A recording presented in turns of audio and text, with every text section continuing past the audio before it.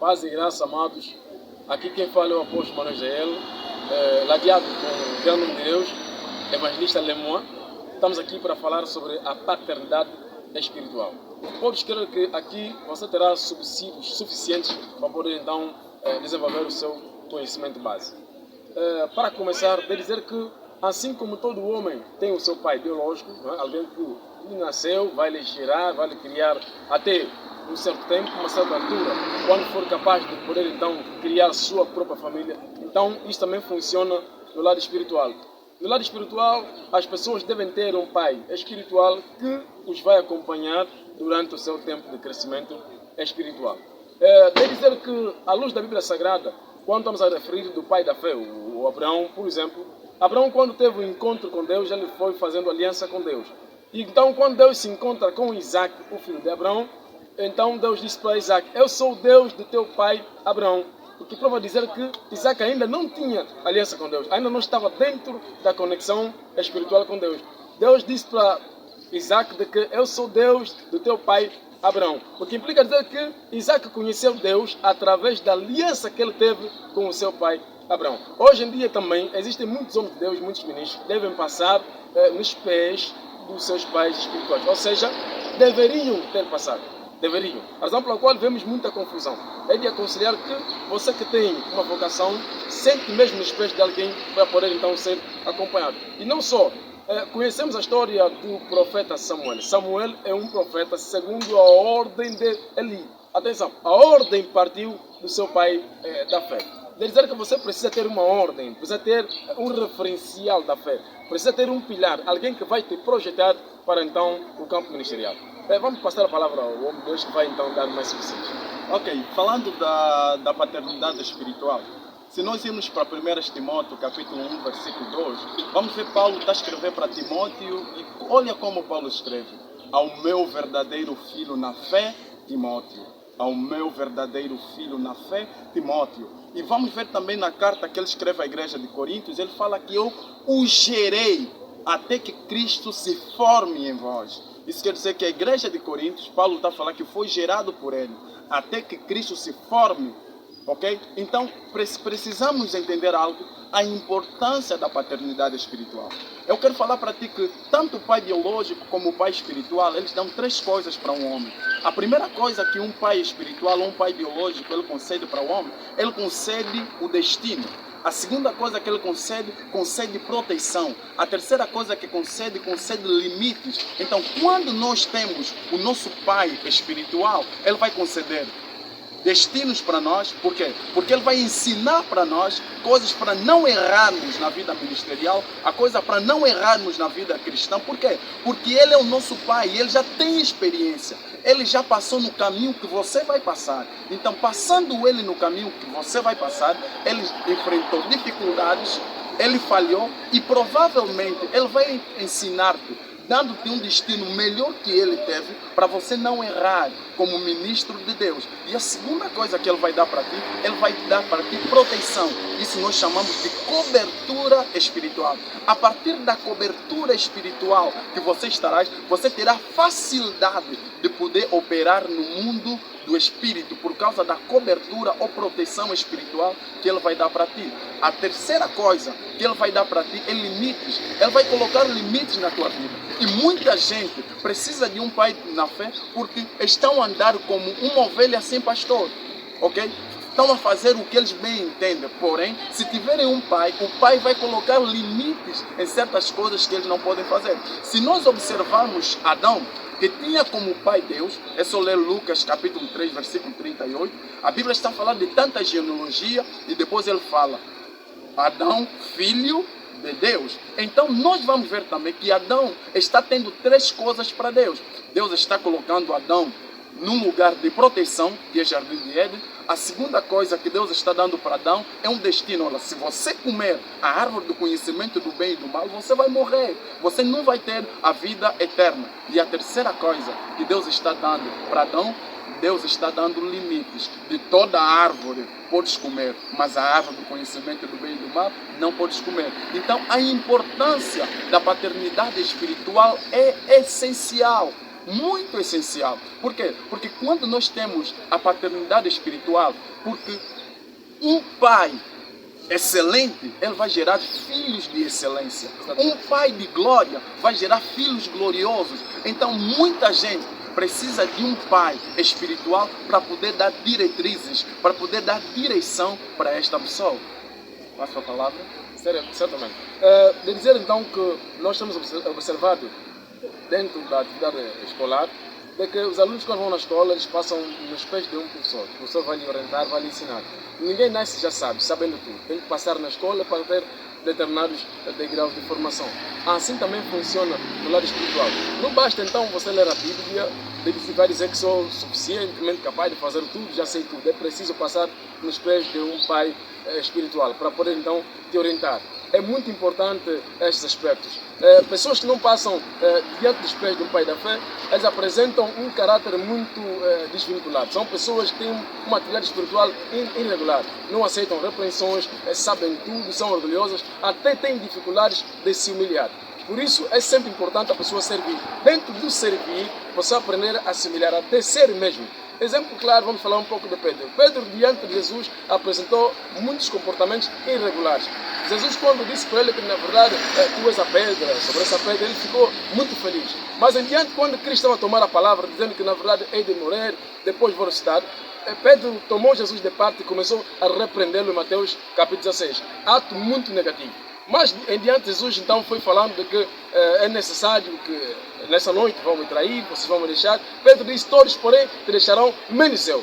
Vê que Pedro tinha muitos comportamentos irregulares e Cristo foi podando. E não só, mesmo após a ressurreição de Jesus Cristo, Jesus disse que não tinham que voltar a pescar. Pedro voltou a pescar, em São João capítulo 21. Cristo então repreende então mais uma vez. Deve dizer que tem muitas pessoas que se intitulam de homens de Deus, são pessoas que têm maus comportamentos, comportamentos irregulares e até não só fazem sofrer as ovelhas dentro de suas igrejas. Eles expulsam, na minha igreja eu não quero mais te ver, podem ir embora, enfim. São atitudes de pessoas que são mal educadas no lado espiritual. É mesmo necessário a paternidade espiritual. Por exemplo, agora você que é um homem de Deus, você que talvez está começando agora a sua vida ministerial, tenha alguém com o pai na fé que vai te orientar, que vai te ensinar então passos iniciais de como você deve caminhar na vida ministerial. Nunca é bom andar sozinho. Aliás, a Bíblia diz em Provérbios que o avisado vê e escapa-se.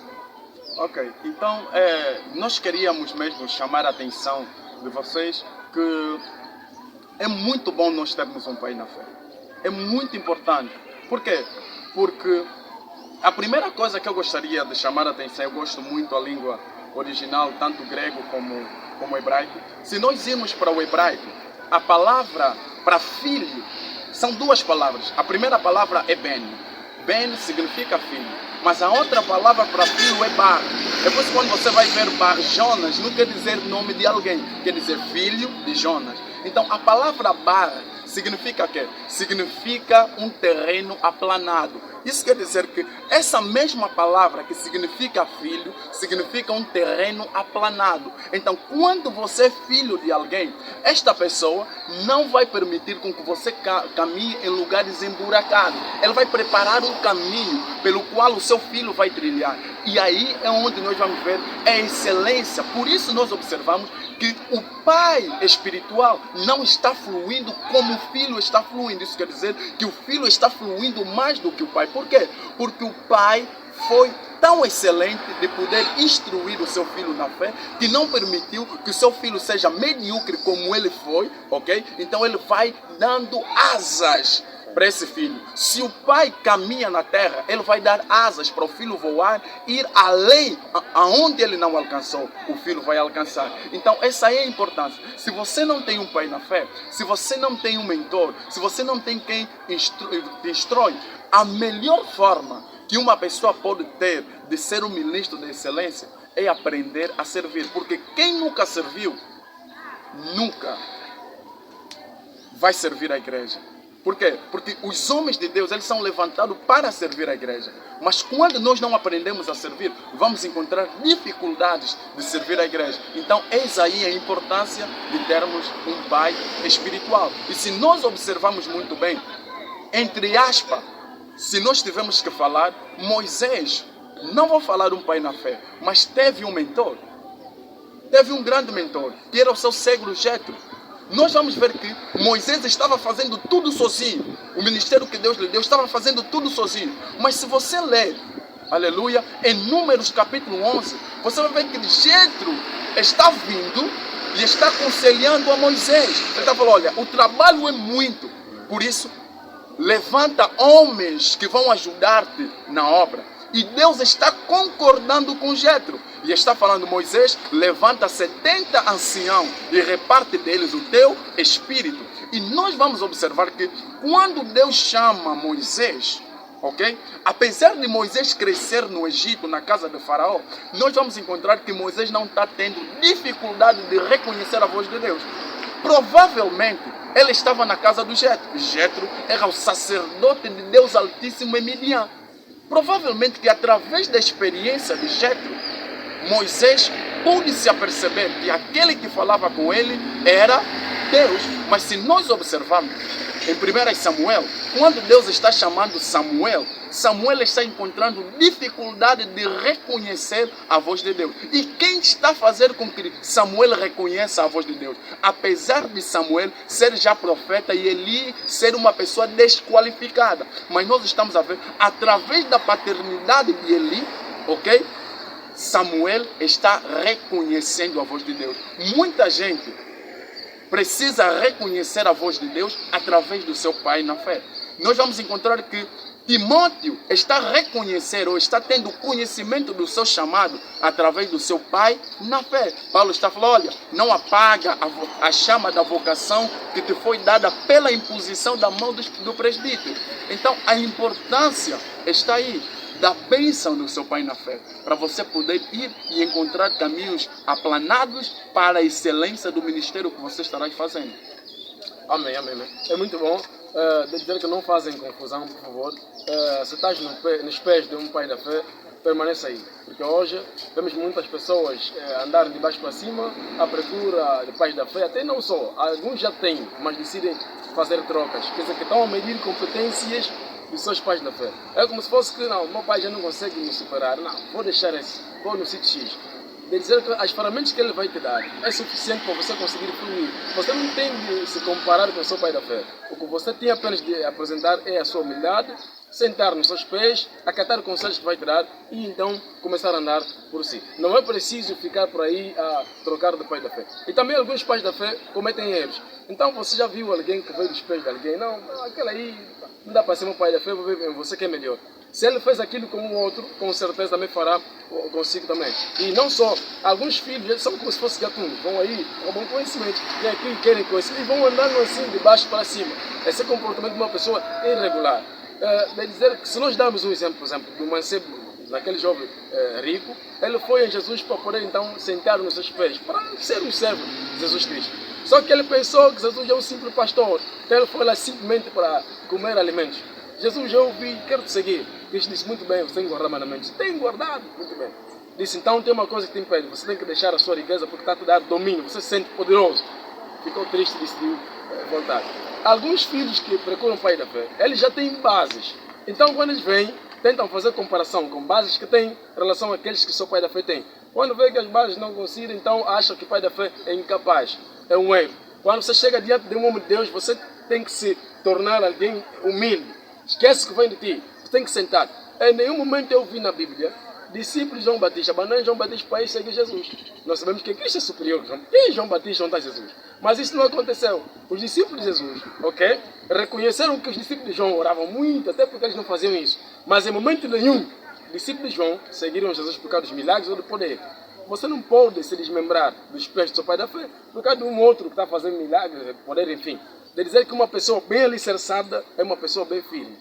É comportamento, ou seja, é um diagnóstico de que você pode se desviar com facilidade. Você não está sentado no cristianismo. Não considere o pai da fé como uma pessoa qualquer. Ele é um referencial de Deus. Se você não está firme nos seus pés, está a andar de baixo para cima, é um diagnóstico de que você até pode se desviar da salvação. Tenha muita atenção com esses sinais. Então, se você achar que seu pai da fé está falhado, aliás, outra coisa que eu quero aqui dizer, quando você está nos pés de um pai da fé, você não pode lhe orientar. Você está para ser orientado por ele. Claro, você pode aconselhar, pai, aqui é muito normal, mas você deve ser orientado por ele. e não querer lhe orientar, querer tomar atitude. Por isso é que muitos filhos estão sentidos como rebeldes, querem corrigir seus pais da fé, ou seja, querem até orientar seus pais. Ficam firmes e aprendam a servir. Como disse o homem de Deus, ninguém pode servir a Deus se não aprender a servir primeiro os homens. Temos que servir primeiro os homens para sermos bons em servir a Deus. Deus disse que se você não ama o teu próximo, como vai dizer que você ama a Deus que é invisível? Temos que começar naquilo que nós estamos a ver. Seja submisso e humilde. Ok, para terminar já aqui os meus dizeres, eu gostaria de falar para as pessoas também que há uma grande necessidade dos pais na fé terem uma certa capacitação, pois só os pais capacitados vão habilitar os filhos. Certo. A incapacidade dos pais espirituais é que faz com que os filhos sejam pessoas inabilitadas e geram essa confusão toda. E a outra coisa que eu gostaria de falar é que você só tem um pai na fé, mas pode ter vários mentores. Você pode ter vários mentores, mas o pai na fé é a única coisa que você tem e não se pode trocar. Porventura, você pode trocar o teu pai biológico. Não, a partir de hoje esse não é meu pai agora é pai daquele meu vizinho. Impossível. Assim também. E eu queria também realçar que o pai na fé não é aquele que te ganhou para Cristo. Nem sempre é aquele que te ganhou para Cristo. Por exemplo, existem pessoas que foram ganhos para Cristo na rua. Um grupo de evangelistas saíram na rua e começaram a evangelizar. E ele se arrependeu verdadeiramente e aceitou Jesus como Senhor e Salvador. E depois de ter feito isso, ele escolheu uma outra igreja que ele se sente à vontade e começou lá a cultuar. A questão é, aquele que ele ganhou para Cristo é o seu pai na fé? Não. Quem é o seu pai na fé? É aquele que vai alimentando espiritualmente, vai sustentando espiritualmente e vai estar por debaixo da sua cobertura. Este é o teu pai na fé. Então você precisa reconhecer o seu pai na fé para a obra de serviço. Nada mais do que isso. E precisamos também entender que quando você tem um pai na fé, isso não te impossibilita que você não pode dar uma opinião. Que você não pode aconselhar o seu pai na fé. Mas assim como Paulo ensinou a Timóteo, todas as vezes que você vai aconselhar alguém superior a você, tens que aconselhá-lo como teu superior e não teu inferior. É como o apóstolo disse, não orientar, mas